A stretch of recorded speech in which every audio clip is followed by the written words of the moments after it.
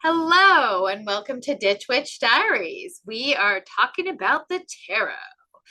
And this time we are talking about the card Strength.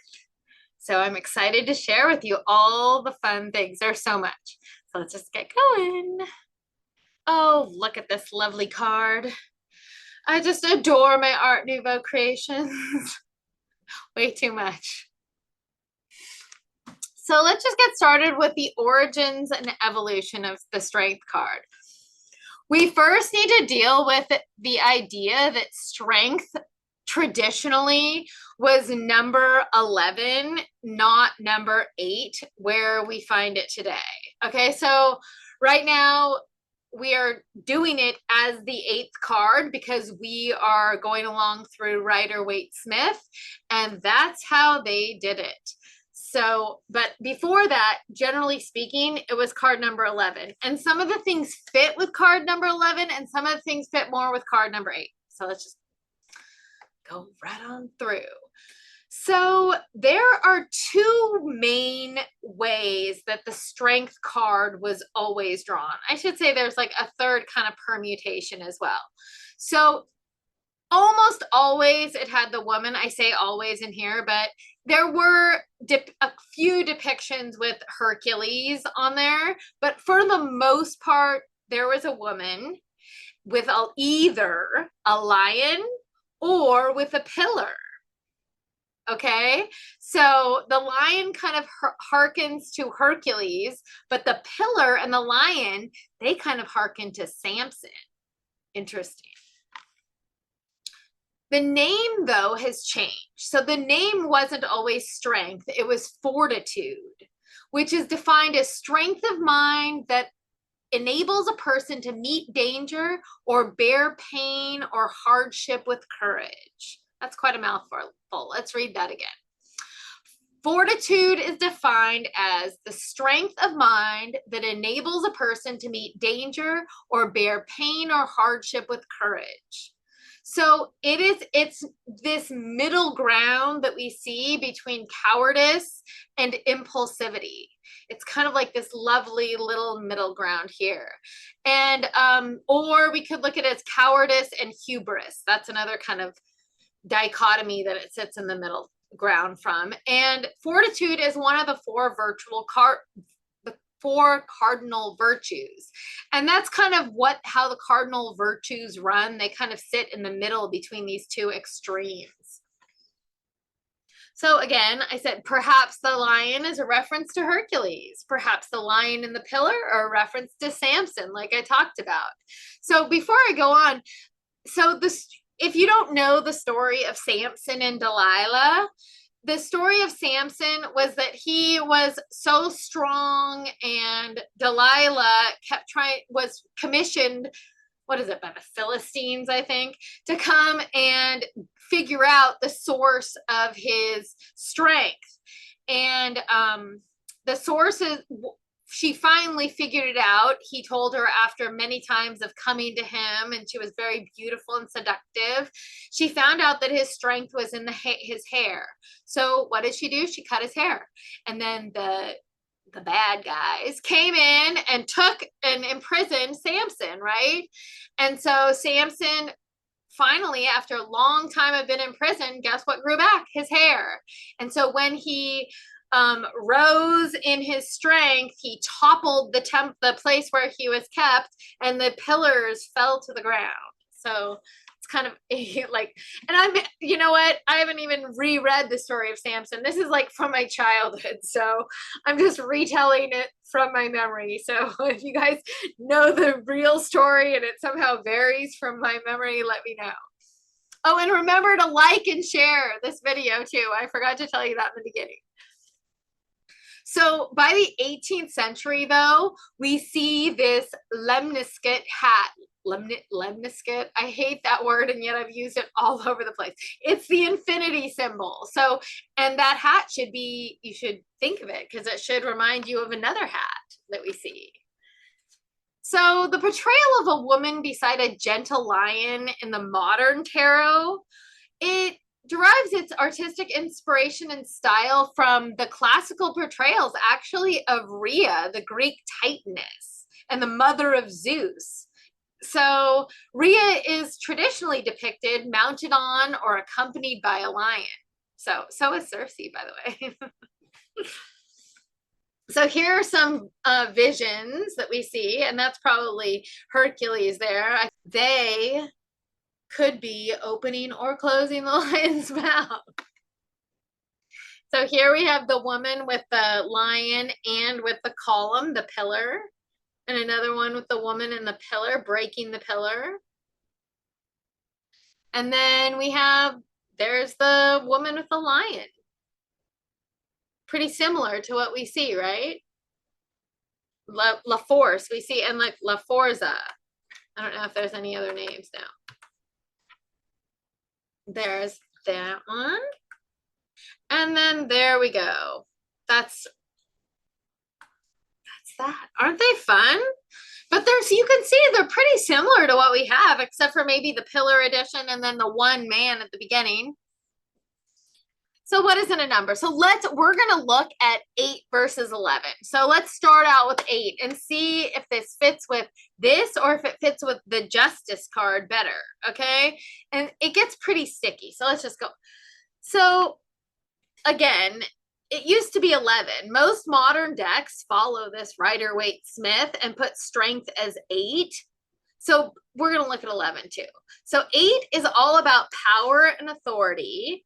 So it symbolizes strength in terms of personal will and the ability to lead others.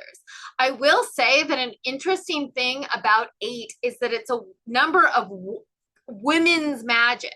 So it could fit neatly with this one. It could also fit neatly with the other one, where 7 is a symbol of men's magic. 8 is a symbol of material success. It's strongly linked with the material world, financial success. So if you are like a number 8 personality, you have a strong drive to achieve wealth, status, and recognition. It's about practicality, discipline. It signifies a methodical approach to life with a focus on efficiency and the ability to manage resources effectively. It's also about determination, persistence, the endurance to overcome obstacles, the will to achieve goals.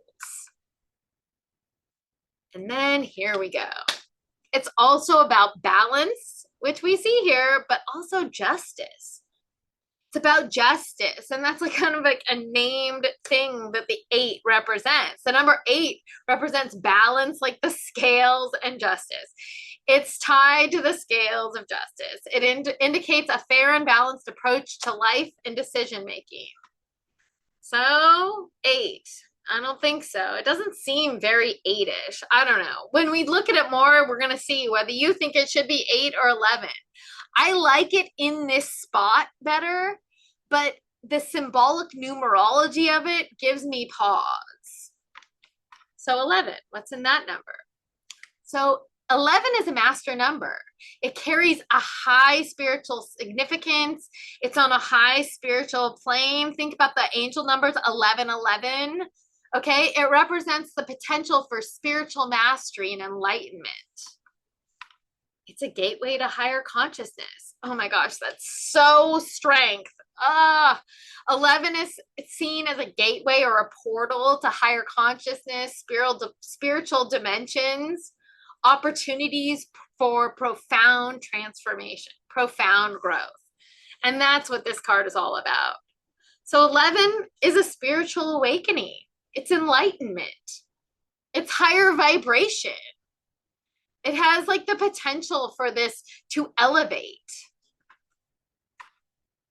11 is also about inspiration and vision. So this is a visionary number. It motivates us and it brings innovative ideas to fruition. It's also about sensitivity and empathy, which again is such a strength card thing, as we're going to find out about it.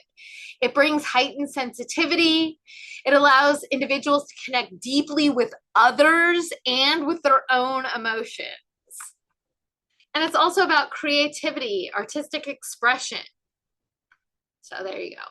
11, 8, you decide what you think is best. We can just switch them back and forth in our head. Some of it goes with 8, some of it goes with 11. I do like its place where it is, okay? But before we talk about that, we're going to talk about the correspondences. So in Arabic, the Arabic number, which is our numbering system, it's either 8 or 11.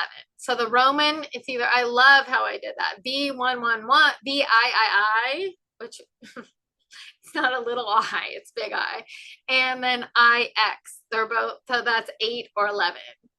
The Roman title is La Force, La Forteza, La Forza. So again, we're talking about fortitude. Hermetic title is Daughter of the Flaming Sword, Leader of the Lion. The planet, obviously, Leo. The Hebrew letter is Tet or Thet, and the English equivalent is T. Again, the correspondence is a lion or a serpent, and we're going to look at why the serpent is at play here too, which is so, it's delicious. It's delicious. So the plant that is associated with these is bay, catnip, chickweed, citrus, cyclamen, palm, and sunflower. The incense is frankincense. The rock or metal is cat's eye, diamond, jasper, and onyx, and the color is yellow. So let's look at the Rider-Waite symbolism here, symbology. So we have this yellow sky without any shadows. It illuminates darkness. It's bright, it's joyful. Nothing is hidden here. And now we have 2 of these lemniscates, infinity symbols. We have 2 of them in this card. The first one is above her head, and it was a hat on some of those previous cards. It was part of the hat, okay?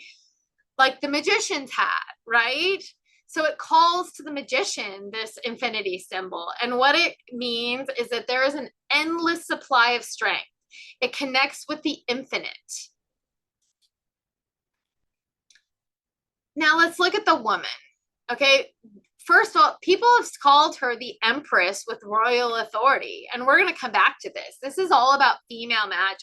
So 8 could be entirely appropriate in that realm, right? So the white dress is a symbol of purity.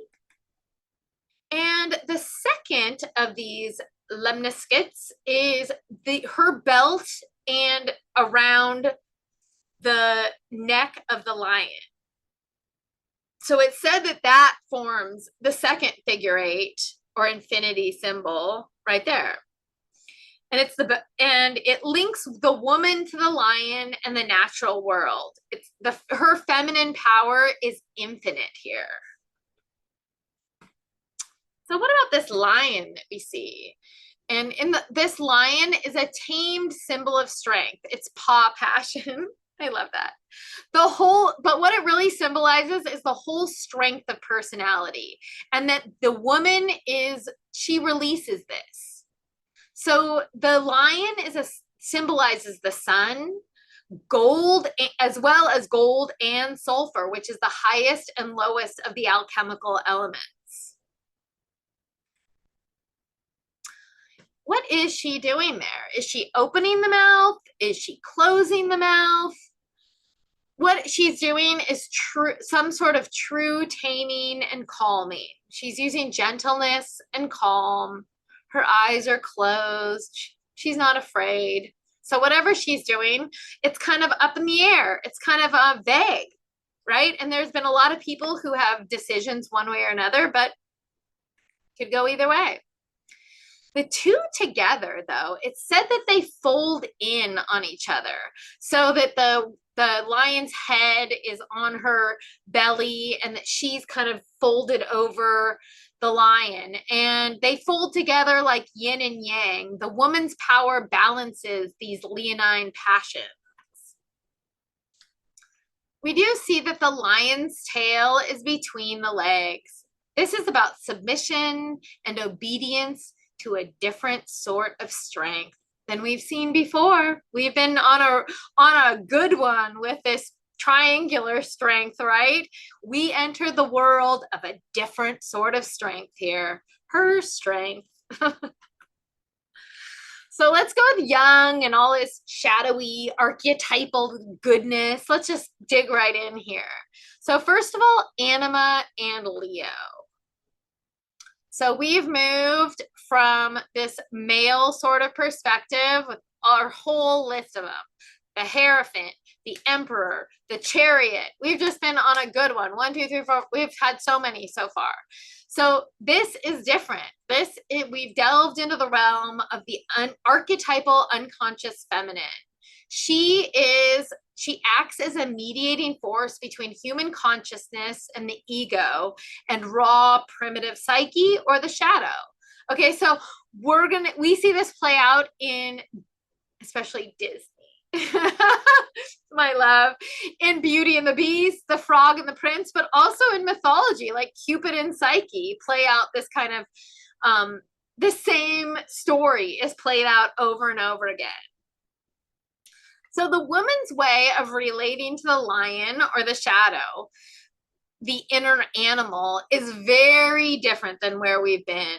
She approaches with calmness, with gentleness, in dreams, and in a new power. So this now we're in the land of the circle. This is power with others. This is power within yourself. She's also the lady magician. So obviously I just saw a movie. So we know if you don't know who Cassandra Nova is, go watch Daredevil 3, because you will find out that Cassandra Nova is a lady magician. She's kind of at the top of the pyramid. She kind of likes her place there, but we're just going to run with it because she's kind of rad. So anyway, her power. So, and it goes right along with this though, because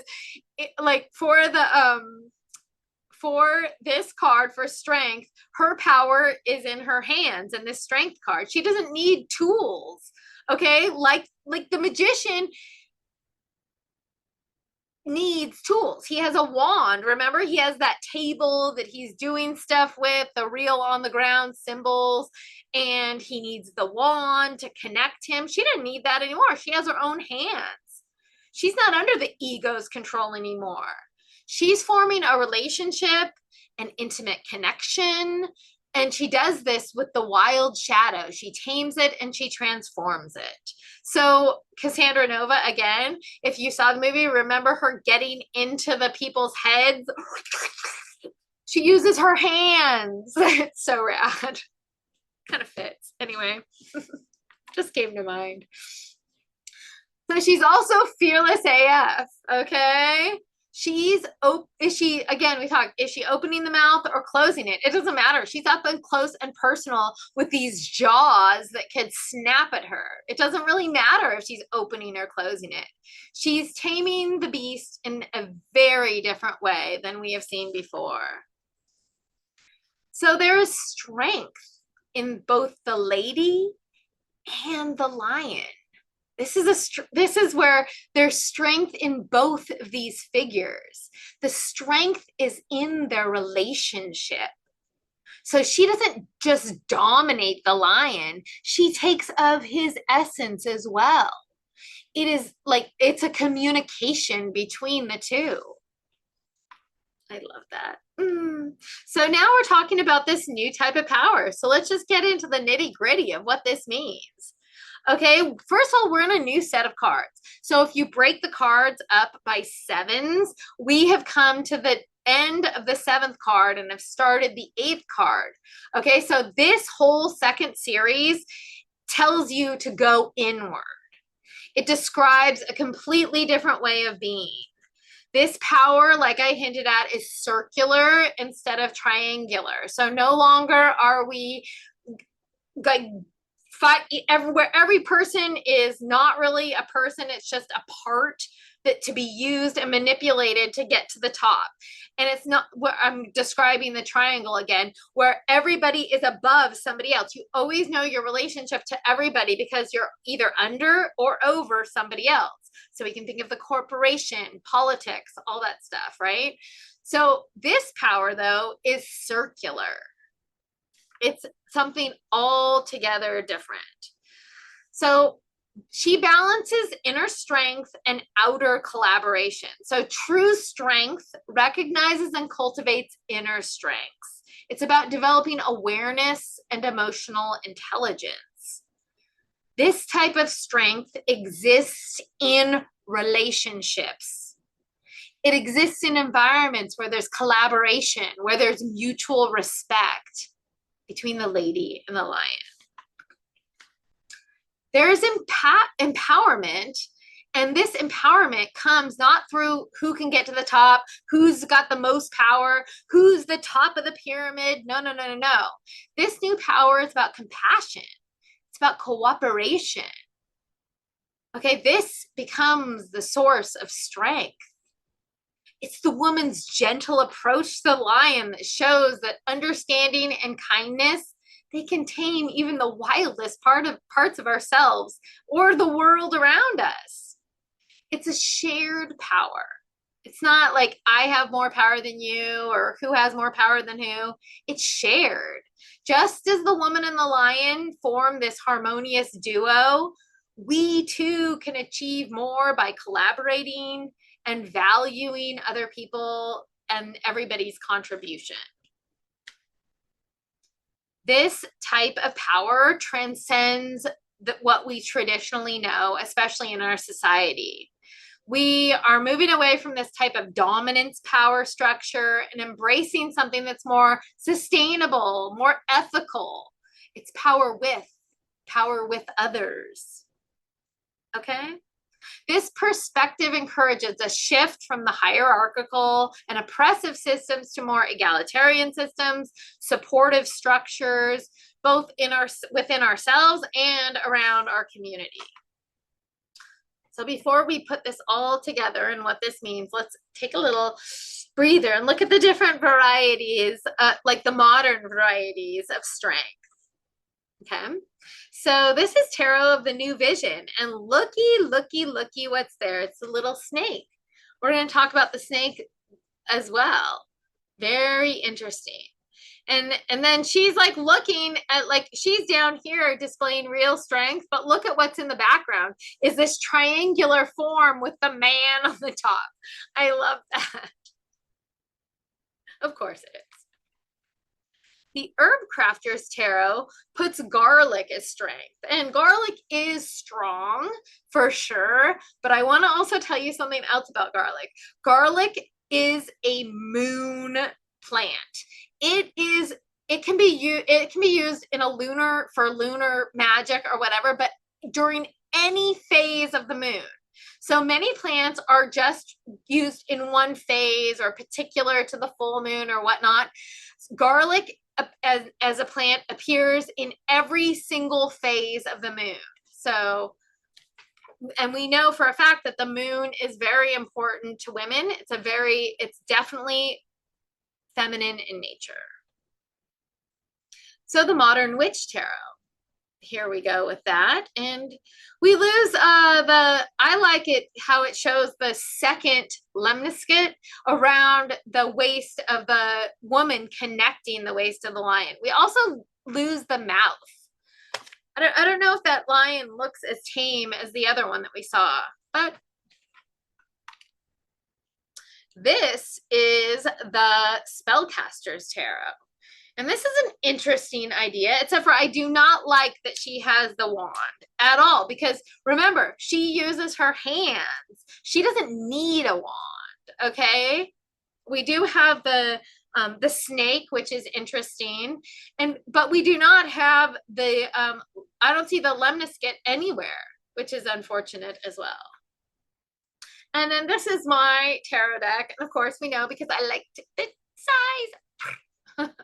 So this is the Strength card in the Hanson Roberts Tarot, and it's pretty good here. We definitely lose the second lemniscate and some of the other imagery, but we still have she's not opening the mouth, but that lion does look quite a bit tamer than the other one.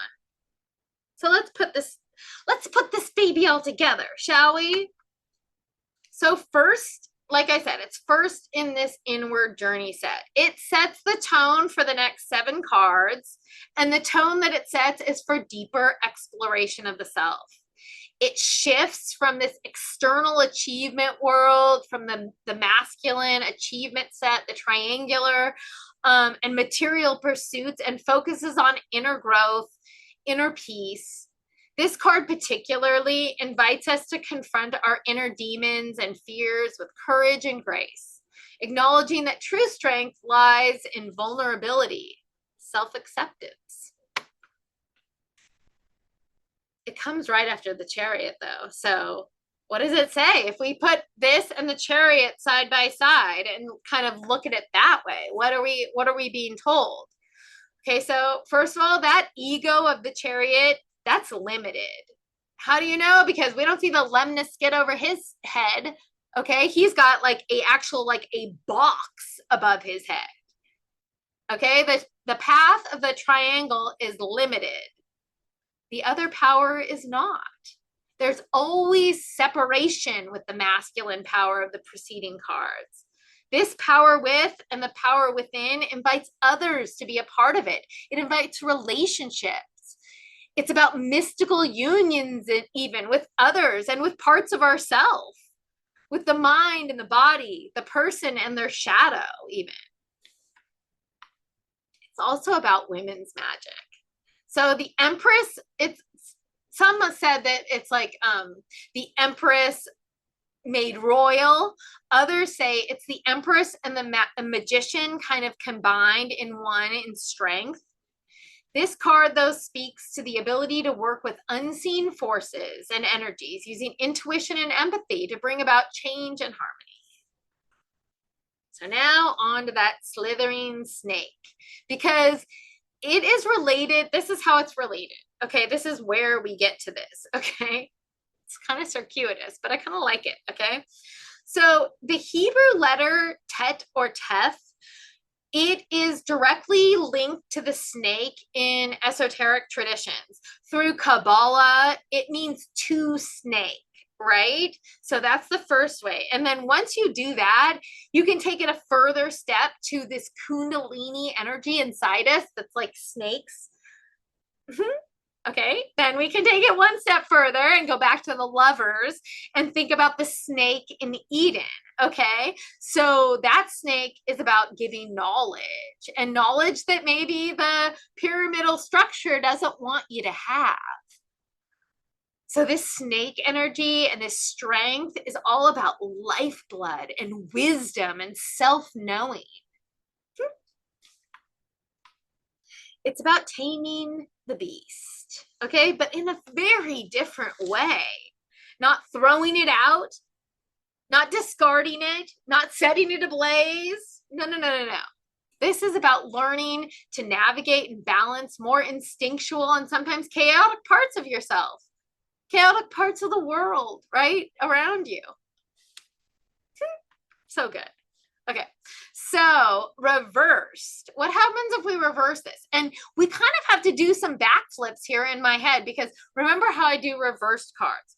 When I do reverse cards, I say that it is happening inside you, but it is not happening in the world around you. Okay, so even though this is an inner journey that's calling us to some strength in a very specific way, we're going to see how that plays out in the reversal. If you get this reversed, your world is filled with triangular power structures that you're stuck in. You're mired in this getting ahead, this crunch to the top, or people knocking you down because they're over you. You see power in the ego, and you need to get on top in your daily life. So the world around you is very much this last 7, or the last at least 3 or 4 cards that we've been going over. That's what your world is. It's not the Strength card. It's the opposite of the world around. It's the opposite. Your world is exactly power over. Inside, though, you feel quite different about your inner journey. Your inner world they're not rooted in the ego. Okay, they're rooted in personal power with and feeling like it might be nice to have power with others. You're really like desiring this collaboration and a relationship. The problem is that when you have this on the inside and you don't see it on the outside, you can feel trapped. Okay, you can feel trapped in situations that refuse to be tamed. They refuse to reflect a circular power. Your outer world, it probably is wearing very, very thin because that world is harsh.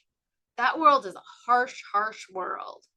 If you were in that world with that lion, it'd be snapping your neck off. Okay? But if you have an inner world, it can create some anxiety and angst, maybe some disconnect inside. Don't let the outer triangular structures muck up what you got going inside, which is power with others. And keep on keeping on, because hopefully if the cards reflect it later on, there can be something transformative about this. So let's just get to the sources, and you can take a picture of what my sources were so you can kind of review them on your own. Here they are. Take a picture and let's just get right back to you. How wonderful. So now we are entering a different world. And if you pull that Strength card, think about the kind of strength that it's talking about. It's talking about this power with others, relational. It's calling you to that. It's calling you to make that manifest in your world. Okay, because remember, she's the Empress. So she's about the natural world as well as this magic. It's such an exciting and empowering card. It just kicks off the next series, and I'm so excited for you to join me. Remember to like and subscribe if you enjoyed this video, and we will see you at the next Ditch Witch Diaries.